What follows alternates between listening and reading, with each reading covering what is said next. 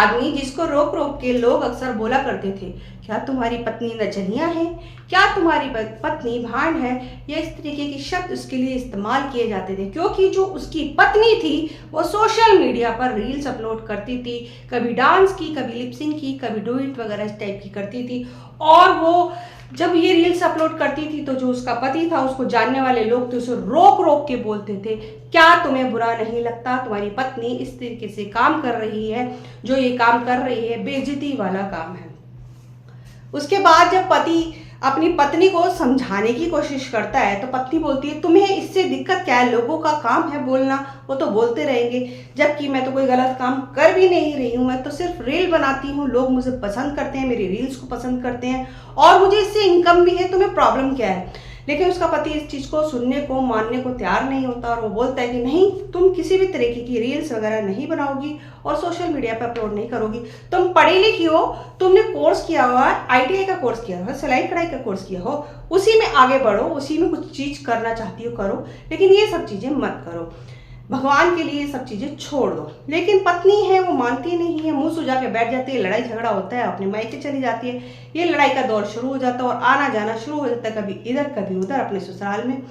इस बीच में उस पत्नी का किसी के साथ में प्रेम संबंध बन जाता है, जिसके चलते वो प्रेम संबंध पहले सहानुभूति भरा हाथ उसके कंधे पर आता है, फिर बातचीत चलती है, फिर सहानुभूति वाले शब्द चलते हैं, फिर प्यार भरी बातें चलती हैं और ये प्यार बिस्तर तक आता है। बिस्तर पर आने के बाद अपनी हवस को पूरी करता है और ये अवैध संबंध में बदलने के बाद एक साजिश को जन्म देता है और ये साजिश इतनी खतरनाक, इतनी भयानक होती है कि जिसके चलते एक हत्या को अंजाम दिया जाता है। और हत्या किसी की नहीं, उस औरत की, अपने खुद के पति की हत्या की साजिश वो अपने प्रेमी के साथ मिलकर करती है।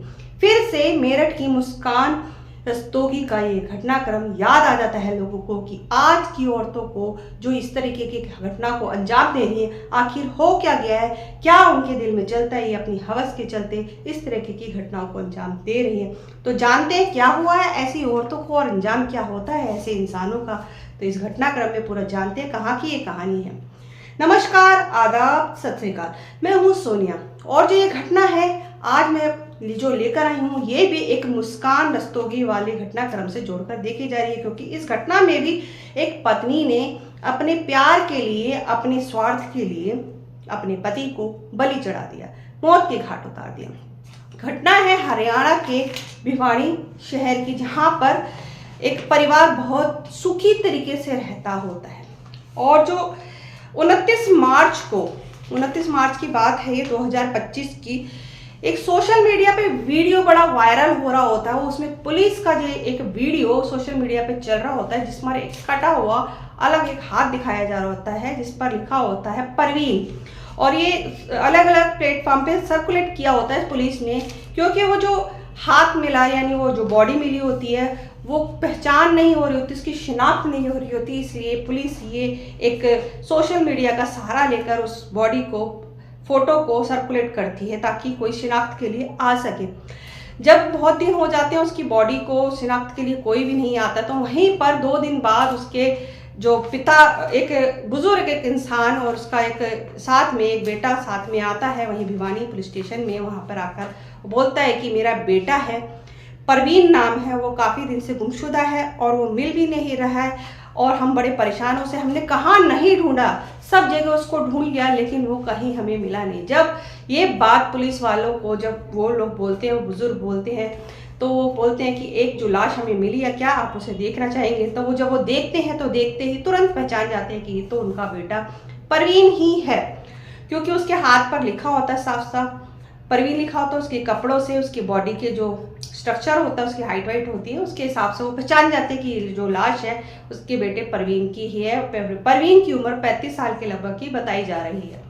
अब उसके बाद ये जो मामला है पुलिस दर्ज कर लेती है। पुलिस को पहले लगता है कि ये नॉर्मल मामला है, घटना हो गई है, कोई दुर्घटना हो गई है, कि जहाँ पर वो लाश मिली थी वो एक नाले में मिली थी, यानी ड्रेन में मिली थी, जहाँ पर शहरों के सारे ड्रेन नाले जाके मिलते हैं, उस जगह पर ये लाश मिली थी और लाश बुरी तरीके से गली सड़ी हुई थी, 4-5 दिन पुरानी हो चुकी थी, पहचान में नहीं आ रही थी। तो पुलिस को लगा कि ये जो एक लाश है, ये घटना है, कोई किसी हो सकता है ये कोई फिसल गया आदमी और नाले में गिरकर उसकी मौत हो गई। उसके बाद पुलिस जो है पूरी कार्रवाई करती है, उसको जो लाश को पोस्टमार्टम के लिए भेजा जाता है। पोस्टमार्टम को भेजने के बाद जो रिपोर्ट सामने आती है वो चौंकाने वाली आती है कि इस जो ये लाश है जो इनको मिली है, उस लाश का गला घोट कर उसे मारा गया है पहले, फिर इसे नाले में फेंका गया है। अब जब ये बात तो ओपन होती है तो जो उसके घर वाले यानी उसके पिता और उसके भाई होते हैं पुलिस से इजाज़त लेते हैं, उसको बोलते हैं पुलिस को कि इस पर कार्रवाई की जाए, लेकिन पुलिस बहुत टाइम तक टालाटोल करती रहती है। उसके बाद वो दोनों ही बाप और उसका पिता और उसका भाई जो परवीन के, वो दोनों खुद ही अपने स्तर पर जांच करनी शुरू कर देते हैं। अब वो क्या करते हैं, जहाँ पर वो लाश मिली थी नाले के पास में, जिस जगह पर ड्रेन के पास में, उधर के आसपास के और अपने घर के आसपास के सारे सीसीटीवी कैमरे खंगालने शुरू कर देते हैं। और धीरे धीरे करके काफ़ी दिन तक जब वो ये कैमरे खंगालते रहते हैं तो उनको एक दिन वो एक कैमरे के अंदर में वो सबूत मिल जाता है, जहाँ पर कि वो जो उसकी एक स्त्री और एक आदमी और एक बीच में बैठी हुई चद्दर में लिपटा कोई आदमी जाता हुआ दिखाई देता है। 2-3 बार उसको रिवाइंड करके देखा जाता है तो पता चलता है कि ये वो जो औरत है वो पीछे रवीना ही बैठी है। रवीना जो वो आदमी है उसकी पत्नी का नाम है, और जो आदमी आगे बैठा है उसकी कोई पहचान नहीं हो पाती है। अब जब ये सारी बातें ओपन होती हैं तो जब उसका परवीन के पिता सुभाष हैं वो बोलते हैं कि आप जो है रवीना से ही पूछे, पूछताछ करें। रवीना को पहले गिरफ्तार किया जाता है और गिरफ्तार करने के बाद पूछताछ की जाती है। पहले वो नानुपुर करती है, लेकिन उसके बाद जब सख्ती से उससे पूछा जाता है तो वो बताती है कि हाँ, ये जो सारा घटनाक्रम है किस तरीके से उन्होंने अंजाम दिया। हुआ यूँ कि जो रवीना है उसकी शादी 2015 में जो है परवीन के साथ में हो जाती है। रवीना है 8वीं तक पढ़ी होती है और ससुराल में आने के बाद ही उसने अपनी स्टडी पूरी कंप्लीट की होती है। 10th और 12th वहीं से की अपने ससुराल से, और उसने फिर वहाँ से एक डिप्लोमा में किया सिलाई कढ़ाई का, जहाँ पर सिलाई कढ़ाई सिखाई जाती है ITI से, अपने ससुराल में रहते ही। और उसको वहाँ पर एक बच्चा भी पैदा हुआ, एक बेटा है उसका 6 साल का, और मतलब सब अच्छा चल रहा था। उसके बाद 2024 तक में उसको किसी ने बोल दिया कि तुम देखने में इतनी सुंदर हो, इतनी खूबसूरत हो, तुम सोशल मीडिया पर क्यों नहीं किस्मत आजमाती। जब उसको ये बोला जाता है, उसको बताया जाता है कि तुम लिपसिंग कर लेती हो, डांस अच्छा कर लेती हो, तो सोशल मीडिया पे रील्स वगैरह बनाया करो, हो सकता है तुम्हारी किस्मत चमक जाए। तो वो सोचती है, तो उसके बाद वो रील्स वगैरह बनाने लग जाती है और उसके फॉलोअर्स भी धीरे धीरे बढ़ने लग जाते हैं। उसकी रील्स भी अच्छी चलने लग जाती है, उसके जो यूट्यूब पर अच्छे तरीके से फॉलोअर बढ़ जाते हैं, उसकी इनकम भी आनी शुरू हो जाती है। लेकिन जब उसके पति को पता चलता है, लोगों को पता चलता है, गांव में लोगों को पता चलता है, तो लोग ऑब्जेक्शन उठाते हैं, उसके पति को रोक रोक के बोलते हैं कि ये जो तुम्हारी पत्नी कर रही है गलत कर रही है, उसे रोको, और बुरा भला उसके बारे में बोलना शुरू करते हैं। परवीन उसको रोकता है रवीना को, लेकिन वो मानती नहीं है। लड़ाई झगड़ा उनके बीच में होना शुरू हो जाता है। तो कभी वो अपने मायके चली जाती है लड़ झगड़ के, कुछ दिन बाद फिर वापस आती है, फिर वो ये सब काम करती है। लेकिन जब रवीना को लास्ट टाइम वो लेके आया तो उसको सख्ती से मना करके लेके आया कि अब तुम कोई भी ऐसा काम नहीं करोगी, तुम सोशल मीडिया पर कोई भी वीडियो डाउनलोड नहीं करोगी, कोई डुएट नहीं करोगी, कोई भी लिपसिंग वगैरह कोई वीडियो वगैरह नहीं डालोगी। अब उसके बाद वो आ जाती है, रह रही होती है, उनके बीच में बहुत लड़ाई भी होती है। अब काफ़ी दिन तक वो वीडियोस नहीं डालती, तो एक उसके ही सोशल मीडिया पे जो उसका सब्सक्राइबर होता है, उसका एक फॉलोअर होता है, उसका एक लिंक निकाल के उससे बातचीत करता है और बातचीत में उससे पूछता है कि तुम अब वीडियोस वगैरह क्यों नहीं डालती हो। तो वो बताती है ऐसे ऐसे बात है, मेरे पति ने मुझे मना किया और मुझे सख्ती से मना किया है कि अपने घर को बचाना है, तो ये सब चीज़ें काम छोड़नी पड़ेगी। उसके बाद जो वो व्यक्ति होता है, यानी कि वो जो आदमी होता है, वो खुद 2 बच्चों का बाप है। रवीना भी 2 बच्चों की, एक बच्चे की माँ है, और वो जो 2 बच्चों का बाप है उसका नाम होता है वो जो 2 बच्चों का बाप है वो भी उधर ही आसपास का रहने वाला होता है। वो भी एक यूट्यूबर है, अपने आप को बताता है, सुरेश राघव उसका नाम बताते हैं। वो हासी का रहने वाला है, और उस जो है उसकी 4 बहनें हैं। 4 बहनों में एक इकलौता है, तो वो भाई है। वो खुद कुछ नहीं करता है, वो यूट्यूब उससे पूछते हैं तो वो यूट्यूब का काम बताता है। उसकी पत्नी है, उसके 2 बच्चे भी हैं। इधर वो अपनी पत्नी से परेशान है, इधर वो रवीना अपने पति से परेशान है। इन दोनों का चक्कर चलता है और यही दोनों मिलकर आगे इस घटना को अंजाम देते हैं और सारी जो बातचीत इनकी चलनी शुरू हो जाती है और ये चलते चलते जो इनका प्यार है परवान चढ़ने लग जाता है और दोनों एक दूसरे के लिए जीने मरने को भी तैयार हो जाते हैं। आखिरकार एक दिन जब रवीना दोबारा लड़के अपने मायके जाती है और तो परवीन उसे मना के जैसे तैसे उस घर लेके आता है और घर ले आने के बाद उनके बीच में फिर से झगड़ा होता है। ये वो 23 मार्च की रात को होता है।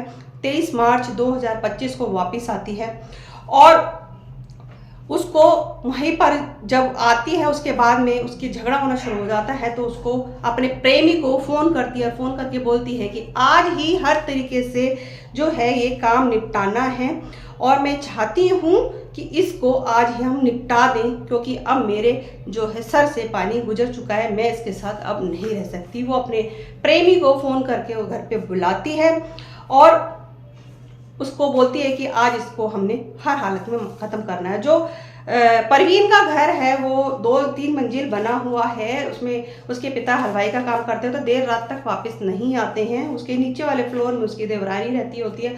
उनका जो ऊपर जाने का रास्ता है वो थोड़ा बैक साइड से होता है, तो यानी कौन आ रहा है कौन जा रहा है ये एकदम से किसी को नहीं पता चलता। तो वो जो ऊपर वाले फ्लोर में खुद रह रहे होते हैं परवीन, रवीना और उसका बेटा, और उसका एक बड़ा भाई होता है, वो अलग रह रहे होते हैं। अब वो उसको प्रेमी को जब बुला लेती है, उसको राघव को बुला लेती है और उसे पीछे वाले रास्ते से ऊपर ले जाती है। तो जैसे ही घर में वो एंट्री करते, रात का टाइम था, 11-11:30 बजे का टाइम था, जैसे ही तो परवीन की आँख खुल जाती है आहट से। आहट की आँख खुलते जैसे सुनता है तो आँख खुलते के साथ ही रवीना तैयार होती है, तुरंत ही उसके गले में एक कपड़ा डाल देती है और कस की खींचना शुरू कर देते हैं दोनों एक दूसरे के, एक उधर से और एक उधर से। और इसमें वो उसकी आवाज़ भी नहीं निकल पाती, शोर भी नहीं कर पाता उसका, जब तक खींचते रहते जब उसका दम ना निकल जाए। जैसे ही उसका दम निकलता है वो दोनों बहुत खुश होते हैं, अपना सेलिब्रेट करते हैं, आपस में एक दूसरे को प्यार भी करते हैं। उसके बाद 12 बजे के करीब उनकी लाश को ले करके एक कपड़े में लपेट करके, दोनों की हिम्मत देखो, वो बाइक पे सवार होकर उसे फेंकने के लिए लेके जा रहे होते हैं। वहाँ से 6 किलोमीटर दूर एक ड्रेन है जहाँ पर वो लाश बरामद हुई थी, वहाँ पर उसे फेंकने के लिए ले जाते हैं और वहाँ पे जाकर डाल आते हैं, ये सोच कर कि नाले में सड़ जाएगी, गल जाएगी, कोई पहचान नहीं पाएगा। लेकिन होनी बलवान होती है और लाश की शिनाख्त भी होगी। उसके हाथ ने अपने आप इस पहचान को जिंदा रखा और उसके हाथ ने ही उसके कातिल तक पहुंचाने में मदद की। उसके लिखे हुए परवीन ने ही ये सारी घटनाक्रम को सारा ओपन कर दिया। पुलिस ने दोनों को हिरासत में ले लिया है, राघव को और रवीना को। उससे पूछताछ जारी है और लेकिन रवीना अब भी रो रो के कह रही कि मैं अपने पति से परेशान थी और मैं अपने शादीशुदा जीवन से बेहद दुखी थी। उधर जो राघव की पत्नी है वो भी कहती है कि मैं तो वैसे भी विधवा का जीवन जी रही थी, मेरे पति तो मुझसे बात तक नहीं करता था, अब मेरा और मेरे बच्चों का क्या होगा। इधर जो परवीन है, रवीना के जेल वो मर के चला गया और रवीना जेल चली गई, अब इसके बेटे का क्या होगा, 6 साल का एक मासूम बच्चा है। लोग इस तरीके की घटना को अंजाम दे तो देते हैं लेकिन वो अपने भविष्य में क्या होगा ये कभी नहीं सोचते। क्या ये सही था उन्होंने इस तरह का कदम उठाया? अगर उसको नहीं रहना था तो उससे तलाक ले सकती थी, उससे अलग रह सकती थी। लेकिन ये जो कत्ल जैसी वारदात को अंजाम देना बेहद ही घटिया और शातिराना लोगों का ही काम है, जिनकी मानसिकता बिल्कुल कीड़े जैसी हो चुकी है, जिनकी जानवरों जैसी मानसिकता है, वो ही ऐसे कर्म को अंजाम देते हैं। जैसे कि मेरठ मर्डर कांड में हुआ, जयपुर वाले मर्डर कांड में हुआ और इस मर्डर कांड में भी इस तरीके की ये घटना हुई। उनकी मानसिकता ही खराब हो चुकी है, इसमें कोई कुछ नहीं कर सकता जो इस तरह की घटनाओं को अंजाम देते हैं। अब वो जेल की हवा काट रहे हैं, केस चल रहा है, आगे जो भी कुछ होगा केस में जो जानकारी हमें प्राप्त होगी हम आपको ज़रूर बताएंगे। हमारा जो उद्देश्य है इस पूरे घटनाक्रम को सुनाने का, किसी का दिल दुखाना नहीं है, किसी को शर्मिंदा करना भी नहीं है। हमारा सिर्फ इतना सा उद्देश्य है कि आप सतर्क रहें, सावधान रहें और हमेशा स्वस्थ रहें। अपने आसपास होने वाली घटनाओं को नज़रअंदाज ना करें। अगर आपको कुछ लगता है कि कुछ अप्रिय होने वाला है तो तुरंत मदद लें, पुलिस की मदद लें, अपने आस पड़ोस की मदद लें। हमेशा सतर्क रहें, देखते रहें और जागरूक नागरिक बने। आज के लिए बस इतना ही। नई कहानी, नई स्टोरी के साथ आपके साथ फिर से मुलाकात होगी। हमारे चैनल को सब्सक्राइब करें और बेल आइकन को प्रेस करें ताकि नई नोटिफिकेशन आपके पास पहुंचती रहे और नई न्यूज़ के साथ आपके साथ हमारी मुलाकात होती रहे। अब तक के लिए बस इतना ही। नई न्यूज़ के साथ आपसे फिर से मुलाकात होगी। तब तक के लिए नमस्कार।